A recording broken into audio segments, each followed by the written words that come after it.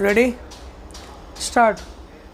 भारत इस साल चीन को पीछे छोड़ते हुए दुनिया का सबसे अधिक आबादी वाला देश बन गया। कोई आश्चर्य नहीं कि भारत की आबादी का बढ़ना उसकी पर्यावरणीय स्थिरता, संसाधन प्रबंधन और सामाजिक विकास के लिए महत्वपूर्ण चुनौतियां पेश करने लगा है। दूरदर्शिता के बिना शहरों की बढ़ती आबादी, पानी की कमी, वायु प्रदूषण, कचरा प्रबंधन और जैव विविधता को बहुत नुकसान पहुंचाती है। जनसंख्या वृद्धि, शहरीकरण और पर्यावरण परस्पर जुड़े हुए हैं। कारगर या पुख्ता शहरी नियोजन वह है जो सामाजिक ताने बाने को ध्यान में रखे और पर्यावरण पर इसके प्रभाव को कम करते हुए बढ़ती आबादी की ज़रूरतों को समायोजित करे। यही समय की मांग है। आज के समय में जब जनसंख्या में ज़्यादा वृद्धि पर्यावरणीय तनाव की वजह बन सकती है, इस समस्या के व्यापक संदर्भ पर विचार करना आवश्यक है। उदाहरण के लिए, विकसित देशों की प्रकृति व्यक्ति संसाधन खपत और कार्बन भारत की तुलना में बहुत अधिक है। कम खपत का सदुपयोग भारत को पहले ही सीख लेना चाहिए ताकि विकसित देशों की तरह अंधाधुंध उपभोग से बचा जा सके। अपनी बढ़ती आबादी के साथ भारत को संसाधनों के बेहिसाब दोहन के रास्ते पर नहीं बढ़ना चाहिए। दुनिया में सही और टिकाऊ भविष्य के लिए शहरों के वास्तुकला को दो तरफा दृष्टिकोण को अपनाना पड़ेगा। पहला दृष्टिकोण है संरक्षण, जिसके तहत संसाधनों का संरक्षण जरूरी है। इसके अलावा कचरे को कम करना, शहरों की सांस्कृतिक पहचान को संरक्षित करने में मदद के लिए मौजूदा संरचनाओं को फिर से ज़रूरत के अनुरूप तैयार करना और उनका उपयोग करना शामिल है। दूसरा, वैज्ञानिकों और इंजीनियरों से सहयोग करना।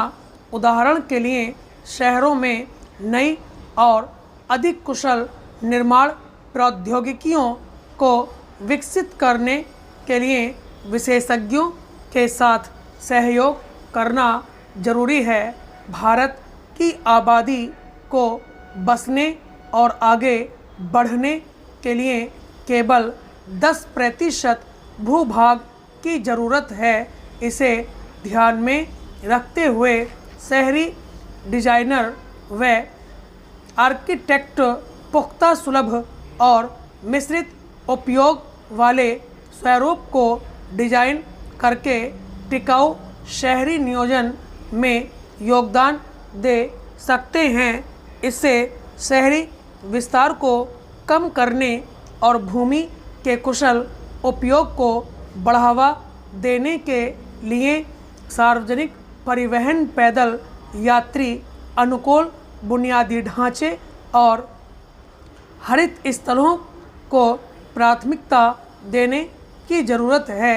शहरों में पैदल यात्री और साइकिल चालन जैसे बुनियादी ढांचे को विकसित करने पर ध्यान केंद्रित किया जाना चाहिए ताकि शहरों में गैर मोटर चालित परिवहन को बढ़ावा मिल सके, कार्बन उत्सर्जन कम हो सके। देश में हमारे वास्तुविदों के पास पहले से ही टिकाऊ डिजाइन का एक अच्छी तरह से तैयार एजेंडा है। इसके तहत घरों भवनों में प्राकृतिक रोशनी व हवा की आज़ादी को आसान बनाना शामिल है। ऐसे भवनों का निर्माण अब जरूरी हो गया है जहां ऊर्जा की खपत कम हो या ऊर्जा की बचत हो। अब भवनों को अक्षय ऊर्जा के स्रोतों के अनुकूल बनाना होगा।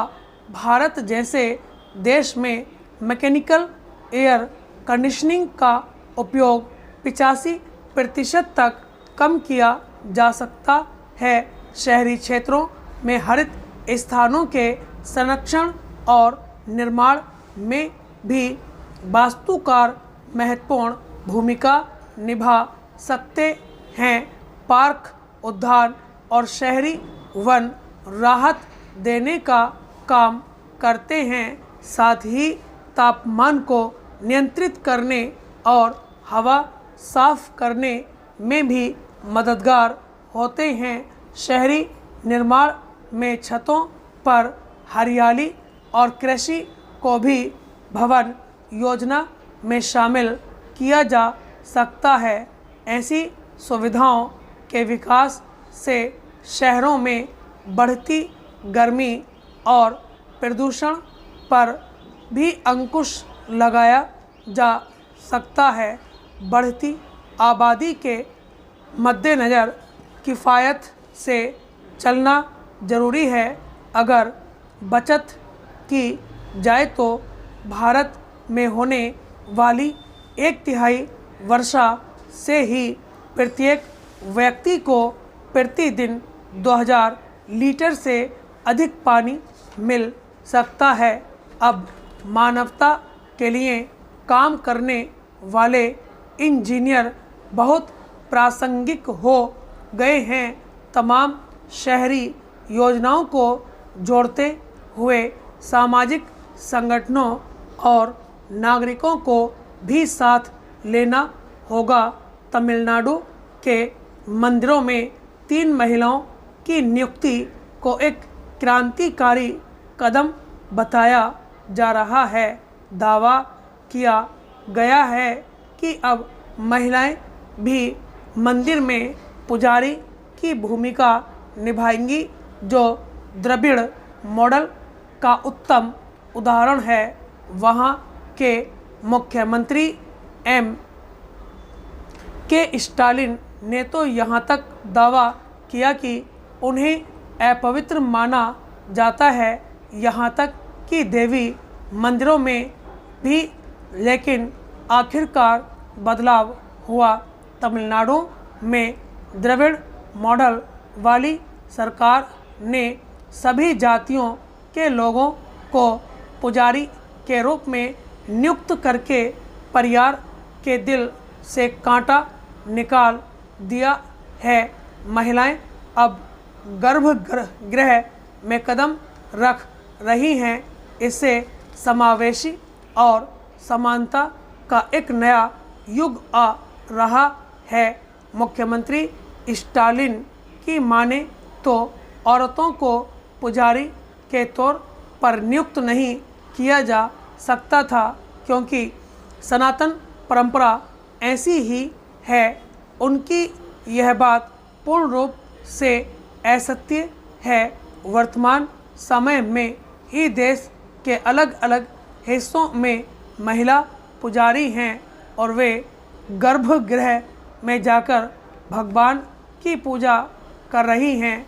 इस सूची में पहला नाम बिहार के दरभंगा जिले के अहिल्या मंदिर का है।